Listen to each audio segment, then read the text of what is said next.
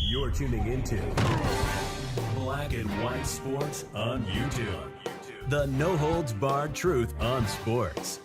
The main event starts. All right, Black and White Sports supporters, let's talk about Deshaun Watson.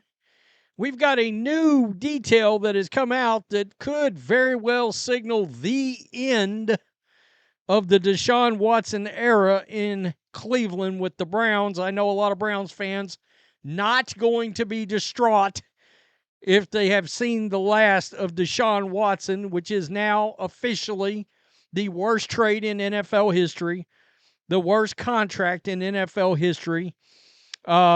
It was so bad that you actually had NFL teams take staunch stances against ever giving a fully guaranteed contract to another NFL quarterback again. They will not do it. You will never see anything like this.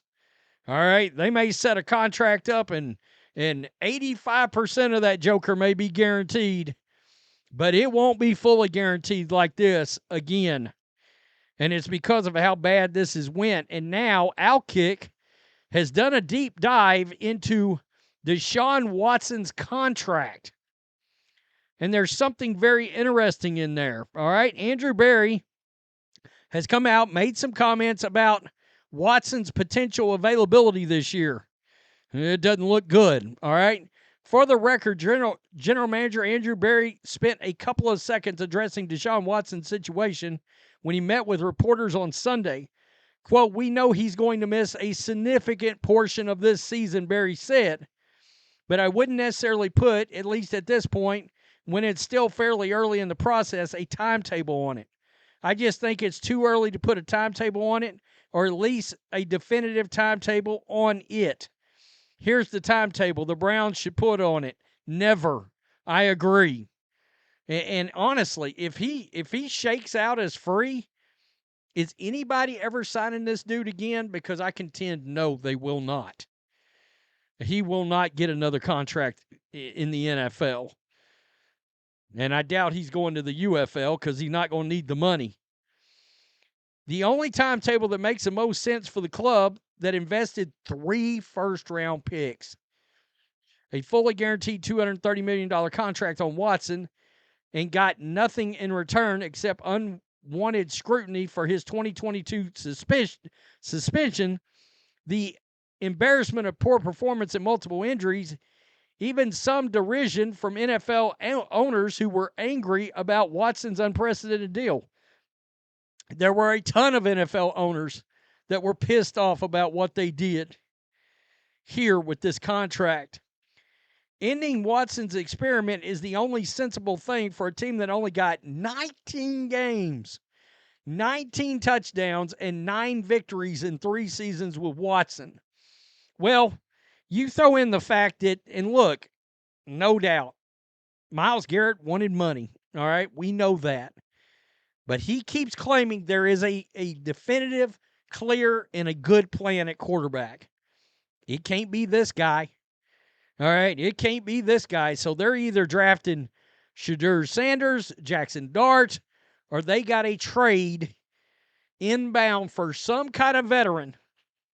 Either Kirk Cousins. There's been a lot of Dak Prescott stuff out there, but something has happened that besides money that made Myles Garrett go ahead and go through with pulling off his demands. All right, it's not easy to think this way because the team's huge investment in a player, but it's right because the Browns have given the situation opportunity. Fate, you see, has granted them a chance to mitigate the damage they did to themselves via Watson's contract. The club wisely bought insurance that grants them cap relief if Watson misses a certain number of games each season. The club collected on that policy in 2024 after Watson missed 11 games in 2023. Very interesting. That's shrewd. It is, actually. Good job, Cleveland. I mean, for all the mess they've turned this into, that was smart. Watson's contract, which Outkick examined on Sunday, provides for up to $44.2 million in insurance on his 2025 salary. So the club could benefit between $37 million and $44.2 million in 2026 cap relief if Watson misses the entire season.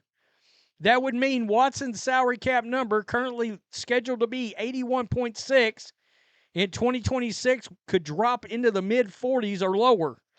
That would allow the club to walk away from Watson next year with a more manageable cap hit on a post-June 1st release.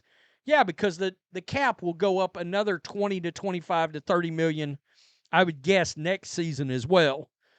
Yes, the Browns would be paying for Watson's remaining 91 million in dead cap money in increments until 2030, but they will have effectively written the final chapter on his time in Cleveland, even if their bookkeepers continue to deal with cap hits for a while.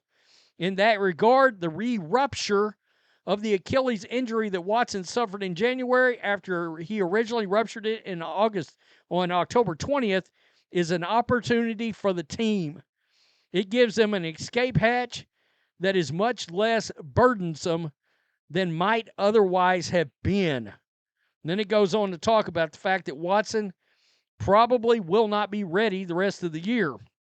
Even though Watson has been seen in social media videos working out, there's no telling if he will indeed be able to pass a physical anytime in 2025. If he cannot pass a physical, collecting on the insurance policy is a done deal. The next few months will offer more clarity. Best case scenario, Watson will open the season on the physically unable to perform list. That would give him an opportunity to play if he gets medically cleared. If I'm the Browns, we're figuring out some way he never sees the field with the Browns again.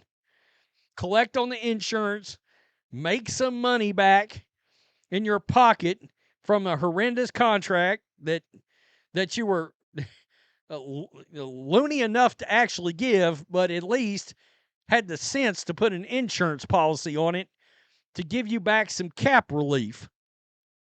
And in turn, what does that do? What does that open up for the Browns doing at quarterback? All right? I don't think it's a coincidence that Kirk Cousins was in Cleveland. I don't. All right? I don't think that was a coincidence. Now, what that means, if anything comes out of it, I don't know. But he would certainly be one of the guys. The other one, of course, would be, do you take Shedeur? Do you take Jackson Dart? Or do you take Tyler Shough? Now, you may be like, Tyler Shough, look, this dude ran a 4.63 at the combine at 6'5", 220 at quarterback. He's got monster hands, the biggest hands in this draft. You play in a cold weather Cleveland, and the guy has got a rocket arm on him. All right, now, I'm not going to say his arm is as good as somebody like Joe Flacco, but it's a damn good arm. So think to yourself, Joe Flacco that can run fast and is mobile. He's 25 years old. I'm just throwing that out there. I know the Steelers are taking a hard look at him and Jackson Dart. I just think Shedeur at 2, that's not gonna go well for some team.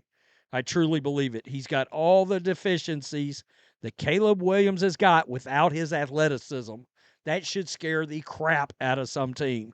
Unless a team has got the bomb-ass offensive line of the century, otherwise somebody's going to be in trouble with Sanders. This is going to be interesting. So what happens? What does this do? What does this do to the quarterback situation for the Cleveland Browns? Still, Jimmy Haslam, that dude's a joke. All of this because you could not just allow Baker Mayfield to get healthy. That's a fact. Baker could still be the quarterback on this team, and the city loved Baker. All these years could have had Baker Mayfield and Myles Garrett. What are we doing? Tampa Bay's capitalized on this shit. Tell me what you think. Peace. I'm out. Till next time. Thanks for watching the show. Be sure to like, comment, and subscribe. Be sure to tune in next time on Black and White Sports.